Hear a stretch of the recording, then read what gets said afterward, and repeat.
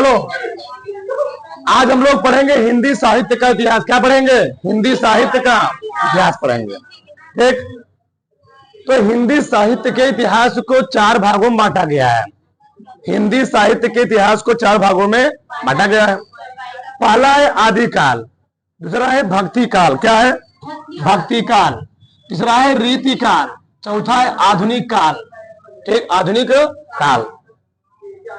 समय समय पर अनेक व्याकरणाचार्यों ने या अनेक कवियों ने एक इन कालों को अलग अलग नामों से पुकारा है। जैसे आदिकाल को पूछा गया है, आदिकाल को और किस नाम से जानते हैं? तो आदिकाल को और एक हम लोग कहते हैं वीर गाथा काल। क्या कहते हैं? वीर गाथा काल। वीर गाथा काल क्यों कहते हैं? क्योंकि इस काल में जो वीर पुरुष थे, योद्धा थे, जो कवि जिनके दरबार में रहते थे, उन्हीं का गुणगान करते थे, उन्हीं का गुणगान करते थे।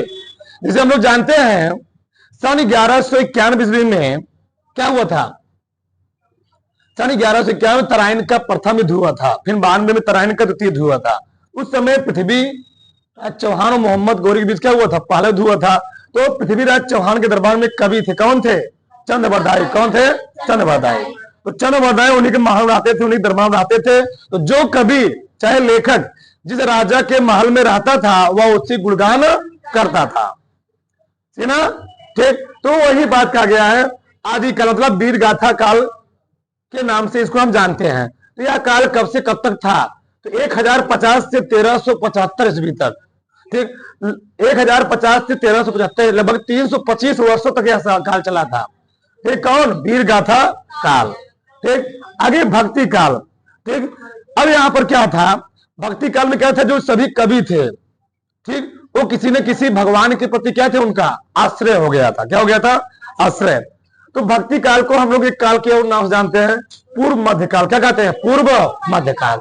इसका जो सन था वह 1375 से लेकर के 1700 तक था। कितना था? 1700 तक था। लगभग 325 साल तक ये भी चला। ठीक, आगे रीतिकाल। क्या? रीतिकाल। इस काल में क्या कभी थोड़ा उनका भगवान के प्रति जो रुझान था थोड़ा घटा, थोड़ा क्या हुआ? घटा, कम हुआ। यहां पर इस रीतिकाल को हम लोग कहते हैं उत्तर मध्यकाल। क्या कहते हैं? उत्तर मध्यकाल। इसका टाइम था वह था 1700 लेकर के 1900 ईस्वी तक। 1700 लेकर कहां तक? 1900 ईस्वी तक। यानी यह कितने साल तक चला? यह चला 200 वर्षों तक चला। कौन? रीतिकाल। फिर आता है आधुनिक काल। क्या आता है? आधुनिक काल। तो आधुनिक काल को हम लोग एक काल के नाम से और जानते हैं। क्या कहते हैं इसको? हम लोग गद्य काल के नाम जानते हैं। तो जो 1900 से लेकर के 1900 ईस्वी से लेकर के जो अब तक चला रहा है, सब कौन चल रहा है? गद्य काल। हम लोग इसे कहते हैं आधुनिक काल के नाम से जानते हैं। तो हम लोग बहुत दिन पहले से आधुनिक काल कह रहे हैं। आधुनिक काल चल रहा है। क्या चल रहा है? आधुनिक काल चल रहा है। 21वीं सदी चल रही है, तो आधुनिक काल यही है। अरे समझती है। तो आदिकाल को अनेक नाम से पुकारा गया है। विभिन्न लेखकों या कवियों ने इसके आदिकाल को अनेक नामों से पुकारा। जैसे पूछा जाता है महावीर प्रसाद द्विवेदी। कौन? महावीर प्रसाद द्विवेदी ने आदिकाल को किस नाम से पुकारा है? ठीक, यानी इसको आदिकाल के नाम से पुकारा। क्या पुकारा है? आदिकाल के नाम से। तो महावीर प्रसाद द्विवेदी ने इस काल को आदिकाल के नाम से क्या किया है? पुकारा है। डॉक्टर राम कुमार वर्मा। डॉक्टर राम कुमार वर्मा। तो डॉक्टर राम कुमार वर्मा इस काल को चारण काल के नाम से पुकारा है। क्या पुकारा है? चारण काल के नाम। डॉक्टर राम कुमार वर्मा द्वारा एक लिखा गया बहुत ही बढ़िया ठीक पद्य है, वो क्या है? दीपदान। क्या है? दीपदान। बड़ा ही मनोहर काव्य है। ठीक ना? बहुत ही मनोहर हम गद्य हम कर सकते हैं। ठीक, दीपदान में तो डॉक्टर राम कुमार वर्मा द्वारा लिखा गया है। ठीक, तो डॉक्टर राम कुमार वर्मा ने इस काल क्या कहा था? चारण काल के नाम से पुकारा था। आगे आचार्य रामचंद्र शुक्ल, इनके नाम पर इतना प्रतिभाशाली कवि थे, इनके नाम पर एक काल पड़ गया था। कौन पड़ गया? शुक्लोत्तर काल। कौन सा? शुक्ल युग। क्या पड़ गया था? शुक्ल युग पड़ गया था। ये बहुत प्रतिभाशाली कवि थे। इन्होंने बहुत गद्य में, पद्य में, ठीक, नाटक, बहुत सारे चीजों को क्या किया? अलंकित किया, लिखा। किसने? आचार्य रामचंद्र शुक्ल ने। तो आचार्य रामचंद्र शुक्ल ने इस काल को क्या कहा? वीर गाथा काल। वीर गाथा काल के नाम से किसने पुकारा था? आचार्य रामचंद्र शुक्ल ने। राहुल सांस्कृत्यायन, ये भी एक ऐसे कवि थे जो कभी भी घर पर रहते नहीं थे, हमेशा टहलने। क्या कहा था? विश्व के भ्रमण करते रहते थे, हर स्थान टहलते रहते थे। इसलिए इन्होंने लिखा क्या है, घुमक्कड़ शास्त्र नाम के क्या लिखा है, पद लिखा हुआ, गद्य लिखा, रचना लिखा हुआ, रचना घुमक्कड़ शास्त्र। मतलब उनका बताना है कि लोगों को एक पेड़ के समान घर पर बैठे नहीं रहना चाहिए। जितना हम लोग टहलेंगे, जाएंगे राज्य में, शहर में जाएंगे, उतना हमको क्या मिलेगा, नॉलेज मिलेगा, ज्ञान मिलेगा। तो घर बैठ करके हमको वृक्ष के समान लेकर सब रहना नहीं चाहिए। जितना हम टहलेंगे, वहां के लोगों को रहन सहन, निवास, उनका संस्कृति हमको क्या करेगा, प्रभावित करेगा। तो हम उस कल्चर को क्या करेंगे, एब्जॉर्व करने का प्रयास करेंगे, प्रभावित होंगे हम लोग। तो उन्होंने क्या लिखा, राहुल सांस्कृत्यायन, इन्होंने इस काल को क्या पुकारा है, सिद्ध सामंत काल। क्या कहा है, सिद्ध सामंत काल कहा है। अब देखिए आदिकाल में कौन कौन से कवि हुए। हमने कहा आदिकाल जो वीरगाथा काल था, कवि जिसके दरबार में रहते थे उन्हीं गुणगान करते थे। तो पहले जो कवि थे अमीर खुसरो, कौन थे, अमीर खुसरो थे, अमीर खुसरो थे। ठीक, तो अमीर खुसरो हम लोग कह सकते हैं ये मुगल वंश के शासक, ये मुगल वंश के शासक के बहुत सारे शासकों के दरबार में रहे अमीर खुसरो। ठीक, तो अमीर खुसरो ने इनको क्या कहा था, खड़ी हिंदी बोली के पहले कवि पूछा जाता है। खड़ी हिंदी बोली के पहले कवि कौन थे, तो अमीर खुसरो थे। कौन थे, अमीर। 21 काल के थे, मुगल वंश के। कब, जब बाबर आया था 1526 ईस्वी में, उसके बीच हुआ था 21 अप्रैल 1526 ईस्वी में बाबर और इब्राहिम लोदी के बीच क्या हुआ था, पानीपत का प्रथम युद्ध हुआ था, जिसमें भारत में बाबर ने क्या किया, मुगल वंश की स्थापना किया था। पानीपत की युद्ध के बाद फिर हिमायू बाद कौन गद्दी बैठा, बाबर बाद कौन बैठा, हिमायू बैठा। हिमायू बाद कौन बैठा, जहांगीर। जहांगीर बाद, ठीक, हिमायू बाद अकबर बैठा ना जी, अकबर के बाद फिर कौन बैठा, जहांगीर, फिर शाहजहां, फिर कौन बैठा, औरंगजेब। तो ऐसे मुगल वंश का शासनकाल चलता रहा। उसी में अमीर खुसरो का नाम कहीं कहीं आता है। तो अमीर खुसरो हम लोग कहते क्या है, खड़ी हिंदी बोली के पहले कवि थे। कौन थे, अमीर खुसरो। तो खड़ी हिंदी बोली पहले कवि कौन थे, अमीर खुसरो। लिखा क्या है, हालात कन्हैया नामक क्या रचना लिखा है अमीर खुसरो ने। आगे चंद्रवरदाई, ये बहुत बड़े चंद्रवरदाई ने जो लिखा है पृथ्वीराज रासो, क्या लिखा हुआ, पृथ्वीराज रासो। ये बहुत बड़ा महाकाव्य है। क्या है, जैसे हम लोग जानते हैं कुछ महाकाव्य में से पृथ्वीराज रासो हो गया, पृथ्वीराज रासो ये भी महाकाव्य है। जयशंकर प्रसाद जी ने क्या लिखा हुआ, कामायनी, ये भी क्या है, क्या महाकाव्य है। रामचरितमानस तुलसीदास लिखे भी क्या, एक बहुत बड़ा महाकाव्य है। तो कुछ महाकाव्यों का नाम हम लोग हमेशा याद करते रहते हैं। ठीक, तो इसी प्रकार से आदिकाल में एक बहुत बड़ा महाकाव्य लिखा गया। ठीक, कौन कौन लिखा था उसमें, चंद्रवरदाई ने। क्या लिखा, पृथ्वीराज रासो। तो जो पृथ्वीराज रासो में वर्णित किए गए, लिखा गया है, यह किस बारे में लिखा गया है, किसी बारे में नहीं। जो चंद्रवरदाई थे या पृथ्वीराज चौहान के एकदम फ्रेंड थे, दोस्त थे, तो उन्हीं के साथ रहते थे। जितना युद्ध होता था ना पृथ्वीराज चौहान करते थे, उन सभी युद्धों को वर्णन उन्होंने अपने पुस्तक में क्या किया है, वर्णित किया है पृथ्वीराज रासो में। ठीक, तो ये बात हुआ। और यहाँ पर चंद्रवरदाई हम लोग कहते हैं हिंदी के प्रथम महाकवि। तो हिंदी के पहले जो महाकवि थे वो कौन थे, चंद्रवरदाई ही थे। ठीक, क्यों, उन्होंने बहुत बड़ा महाकाव्य लिख दिया था। कौन लिखा था, चंद्रवरदाई। कब की बात है, 1191 में। सोचो 1192 में जब तराइन का युद्ध हुआ था 1191 में, तब की बात है। तो बहुत पहले महाकाव्य लिख दिए, कौन लिख दिए थे, चंद्रवरदाई। ठीक, अगर यहाँ बात की जाए हिंदी के पहले महाकवि जो थे कौन थे, चंद्रवरदाई। और हिंदी के जो पहले कवि थे वो थे सरहपा। कौन थे, पूछा गया बोर्ड के एग्जाम में, हाई स्कूल के। हिंदी के पहले कवि कौन थे, सरहपा थे। कौन थे, सरहपा। तो हिंदी के पहले कवि कौन थे, सरहपा। दोहा और चौपाई का प्रयोग इन्होंने पहले किया था। जो सरहपा थे, दोहा और चौपाई को लिखने का जो प्रथा थी, लिखने की जो कला थी, इन्होंने अपने काव्यों में सबसे पहले प्रयोग किया था। कौन, सरहपा ने। नरपति नाल, नरपति नाल, तो इन्होंने क्या लिखा हुआ, बीसल देव रासो। क्या लिखा हुआ है, बीसल देव रासो, एक रचना है। उसी प्रकार से जगपति परमाल रासो। क्या लिखे, परमाल रासो। हम लोग कभी कभार गांव सुनते होंगे आल्हा उदल कथा। क्या सुनते हैं, आल्हा उदल की कथा। तो जगपति जो है वो परमाल रासो में आल्हा उदल के बारे में उद्धृत किया गया। क्या इसके बारे में, आल्हा और उदल दो बहुत साहसी वीर योद्धा थे, भाई थे, सगे भाई थे, आल्हा और उदल। आल्हा उदल, ठीक, बहुत वीर बलवान योद्धा थे दोनों लोग। तो इन दोनों विरोधाओं के बारे में जो वर्णित किए हैं उनको आज मार्मिक रूप से हम लोग याद कर रहे हैं। सब किसका काम है? जगपति का। किसमें लिखे हुए हैं? परमाल रासों में। आगे जगपति विजय हम लोग कहते हैं इनको। क्या है? जगपति विजय कहते हैं। दलपति विजय, क्या? दलपति विजय। इन्होंने क्या लिखा? खुमार रासो। क्या लिखा हुआ है?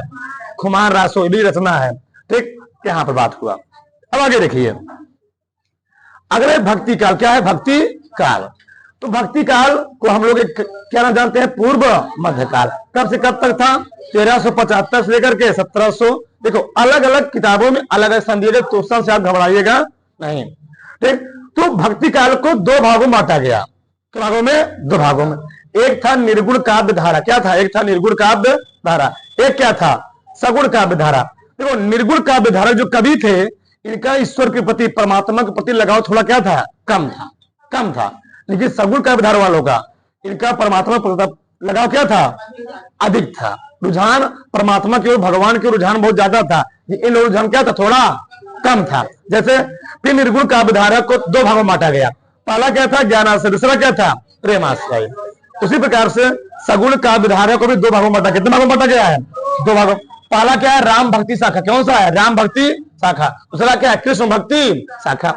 अब पूछता है, यहां कैसे पूछे समझो, बहुत ज्यादा बोर्ड के एग्जाम में पूछता है प्रश्न। क्या पूछेगा कि ज्ञानाश्रय शाखा के किन्हीं दो कवियों के नाम लिखो, से पूछ लेगा।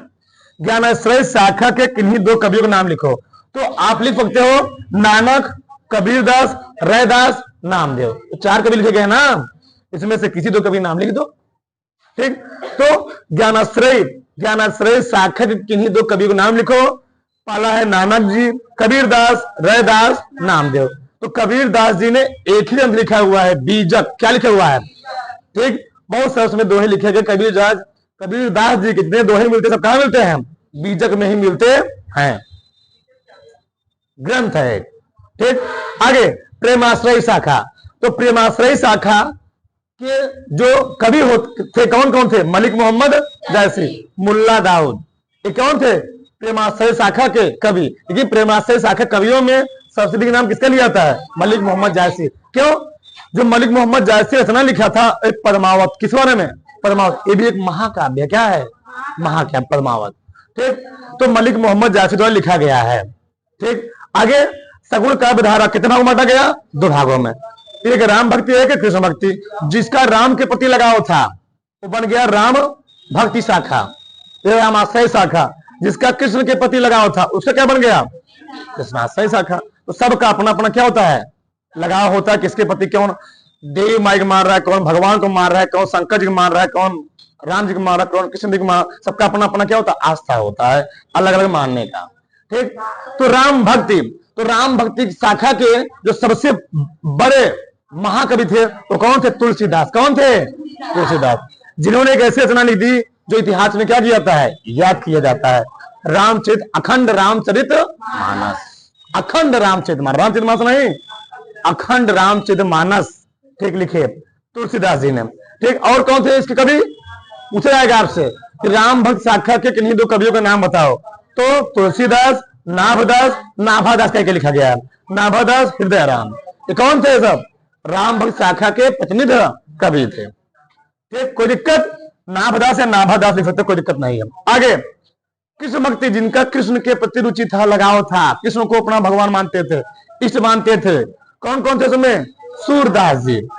सूरदास जी इतना पद पढ़ेंगे। देखो इधर तुलसीदास जी इतना पद पढ़ेंगे हम लोग। किसके बारे में वर्णन किया गया है? राम जी के बारे में। शुरू से लेकर अंत तक कोई पद पढ़ेंगे आप लोग। हम लोग पढ़ते थे उसमें धनुष भंग पढ़ते हैं। सब किसके बारे में उल्लेख किया गया है? सब राम जी बारे में उल्लेख किया गया है। ठीक, सूरदास जी ने, सूरदास जी हो गए, रसखान हो गए, मीराबाई हो गई। तो इन लोगों ने किसके बारे में उल्लेख किया? अधिकतर कृष्ण जी के बारे में उल्लेख किया है। ठीक, फेरी मैं तो प्रेम दीवारी मेरे रत्ना जाने कोई, सूली ऊपर सेज हमारी सोवण किस विधि होए। ये मीराबाई जी लिखा हुआ है। कष्ट, दर्द क्या चीज होता है। ठीक, तो सूरदास जी क्या लिखे हुए? सूर सागर, सूर सरावली, बहुत सारे साहित्य लिखे हुए। ठीक, साहित्य लहरी। तो कौन लिखे हुए? सूरदास जी। तो सूर सागर, सूर सरावली, साहित्य लहरी सब किसके समय है? और सब कृष्ण के बारे में बखान किया गया है। गुणगान किया गया है, ऐसे थे भगवान। ठीक, रस खान, प्रेम वाटिका, ठीक, बहुत सारे प्रेम जो भी इन्होंने लिखा, क्या लिखा, प्रेम सबसे जुड़ा लिखा हुआ है, प्रेम वाटिका, प्रेम रस खान भी लिखे हुए हैं। कौन? रस खान जी। तो बहुत सारे इन्होंने क्या लिखा, रस खान जी सब कौन कवि थे? कृष्ण भक्ति शाखा के। तो पूछ लगा आपसे, कृष्ण भक्ति शाखा के किन्हीं दो कवियों का नाम बताओ। सूरदास, रस खान, मीराबाई। देखो सबसे मेन और इंपॉर्टेंट प्रश्न, हिंदी की प्रथम कवित्री कौन थी? मीराबाई।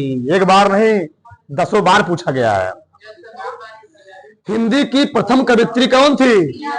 मीराबाई। ध्यान देना इस चीज, एक बार नहीं बहुत बार पूछा गया है। हिंदी की प्रथम कवित्री कौन थी? मीराबाई। क्या लिखा हुआ इन्होंने? गीत गोविंद, गीत। और किस भक्त कवि थे? कौन थे? वल्लभाचार्य। और कौन थे? नंददास। ठीक, यहां समझ में आया। आगे रीतिकाल, कौन सा है? रीतिकाल। तो रीतिकाल को हम लोग उत्तर मध्य काल के भी नाम से जानते हैं। यह कब से कब तक था? 1700 लेकर के 1900 ईस्वी तक। अब रीतिकाल को 3 भागों में बांटा गया। कितने भागों में बांटा गया? 3 भागों में। पहला था रीतिबद्ध काल, दूसरा क्या था? रीति सिद्धि काल, तीसरा क्या था? रीति मुक्त काल। तो रीतिबद्ध काल के जो कवि थे, फेमस कवि थे, वो केशवदास। ठीक, केशवदास। कौन थे? केशवदास। तो लिखा क्या हुआ है? रामचंद्रिका, कवि प्रिया, रसिक प्रिया। तो जो पूछा होता है कि रामचंद्रिका, कवि प्रिया, रसिक प्रिया किस काल की रचना है? तो रीतिकाल। किसी काल की? रीतिकाल। रीतिकाल में तो कोई दिक्कत है नहीं, रीतिकाल रचना है। आगे रीति सिद्धि। तो रीति सिद्धि काल के जो पत्नी कवि थे कौन थे? घनानंद। कौन थे? घनानंद। इस काल में कौन लिखा गया? क्या लिखा गया रचना? प्रेम सरोवर, सुजान हित, सुजान हित। आगे रीति मुक्ति। तो रीति मुक्ति शाखा के जो सबसे प्रसिद्ध कवि थे वो कौन थे? बिहारी। ठीक, बिहारी दास। ठीक, क्या लिखे हुए? एक ही ग्रंथ लिखे हुए, कौन से? बिहारी सत्सई। इसमें बहुत सारे हमको दोहे मिलते हैं, और बिहारी जिन्हें जो दोहे लिख दिए हैं उसके अर्थ को निकालना सबकी बस की बात नहीं है। कहते हम लोग कहते हुए हैं, गागर में सागर को भरने वाले कवि हैं। एक एक उनके गद्य, एक एक गद्य पद्य से, एक एक दोहे से 3-3 अर्थ, 4 अर्थ निकलते हैं। तो इन्होंने जो दोहे लिखे हुए ना, क्या लिखे हुए हैं? बहुत ही मार्मिक रूप से उद्धृत के लिखे हुए। कौन लिखे हुए हैं? बिहारी दास जी। ठीक, अगला है आधुनिक काल। क्या है? आधुनिक काल। तो आधुनिक काल का हम लोग किस नाम जानते हैं? गद्य काल। यह कब से स्टार्ट हुआ है? 1900 से अब तक चल रहा है गद्य काल। अब इस गद्य काल को 3 भागों में बांटा गया। कितने भागों में बांटा गया? पहला है भांति, कौन सा? भारुतेंद्र। कौन सा? भारुतेंद्र। दूसरा क्या है? द्विवेदी। तीसरा कौन सा है? छायावादी युग। ठीक, अब यहाँ इस द्विवेदी युग को फिर 2 भागों में बांटा गया। ठीक, शुक्ल युग, शुक्लोत्तर युग, बहुत सारे युग बांटा गया। अगला है छायावादी युग। तो पूछता क्या है यहाँ पर कि छायावादी युग के किन्हीं 2 कवियों के नाम बताओ। छायावादी युग के कहीं 2 कवियों का नाम बताओ। तो छायावादी युग में 3 मुख्य कवि थे, कवित्री थी। ठीक, तो कौन थे? सूर्यकांत त्रिपाठी निराला, सुमित्रानंदन, सूर्यकांत त्रिपाठी निराला, सुमित्रानंदन पंत, जयशंकर, महादेवी। ये सब क्या थे? कवि थे। ये सब छायावाद युग के कवि और कवित्री थी महादेवी वर्मा। ठीक, हाँ ठीक, बात समझ में आई? किसी कोई दिक्कत? अब यह थोड़ा समझो, इसी में हम बात कर लेते, थोड़ा बात करते हैं। जो हमारी भाषा थी हिंदी, थोड़ा जान लो यहां पर हिंदी भाषा। तो हिंदी भाषा को जो उल्लेख किया गया है, हाँ ये देखो, जो हिंदी भाषा को उल्लेख किया गया है यह हमारे संविधान के भाग 17 में। कहां पर? हमारे संविधान के भाग 17 में। ठीक, अनुच्छेद 343 से लेकर 351 तक हिंदी भाषा के बारे में उल्लेख किया। किस बारे में उल्लेख किया गया है? हिंदी भाषा के बारे में उल्लेख किया गया। बताया गया है कि संघ की राजभाषा, यानी हमारे केंद्र की जो भाषा होगी वो क्या होगी? हिंदी होगी। ठीक, हमारे जो केंद्र की, हमारे जो संघ की भाषा होगी, बोलचाल भाषा यूज की जाएगी, वह क्या बोली जाएगी? यूज की जाएगी हिंदी। और उसकी हिंदी लिपि क्या होगी? उसकी देवनागरी। क्या होगी? देवनागरी। जब हमारा संविधान लागू हुआ, बना, बन के तैयार हुआ, लोगों सामने प्रस्तुत किया हुआ, कब हुआ प्रस्तुत? 26 जनवरी 1950। ठीक, तो उस समय हमारे संविधान में 8 अनुसूचियां थी। आगे आप लोग जानोगे अनुसूची क्या होता है। 8 अनुसूचियां थी, 14 भाषाएं। कितनी भाषाएं थी? 14 भाषाएं थी। और कितने अनुच्छेद थे? 395 अनुच्छेद थे। 395 अनुच्छेद थे। लेकिन संविधान संशोधन के तहत अब हमारे संविधान में 12 अनुसूचियां, कितनी अनुसूचियां हो गई हैं? 12 अनुसूचियां हो गई हैं। और कितनी भाषाएं हो गई हैं? बहुत भाषाएं बढ़ा दी गई। तो इन भाषाओं को दर्जा दिया गया है। कुछ भाषाएं पहले थी 14 भाषा, कितने भाषा हो गई संविधान में? अब हमारे संविधान में 22 भाषाओं को उल्लेख किया जा चुका है। और हमारे संविधान में कितने अनुच्छेद हैं? 400 प्लस हो गए अनुच्छेद, बहुत ज्यादा अनुच्छेद हो चुके हैं, 400 प्लस अनुच्छेद हो चुके हैं। तो सबसे मेन क्या है, हम लोग जो भाषा पूछा जाता है, संविधान के किस अनुच्छेद में भाषा को उल्लेख किया गया है? ठीक, भाग 17 के अनुच्छेद 343 से 351 में भाषा के बारे में विस्तार से क्या किया गया है?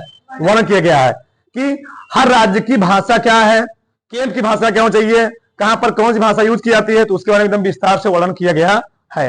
ये क्या था? हिंदी साहित्य के बारे में थोड़ा संक्षिप्त क्या इतिहास था। ठीक, आगे हम लोग पढ़ेंगे कवियों के बारे में, किन कवियों ने, किन लेखकों ने कौन कौन से क्या लिखे, गद्य रचनाएं लिखी हैं। ठीक, धन्यवाद। Subscribe now and press the bell icon.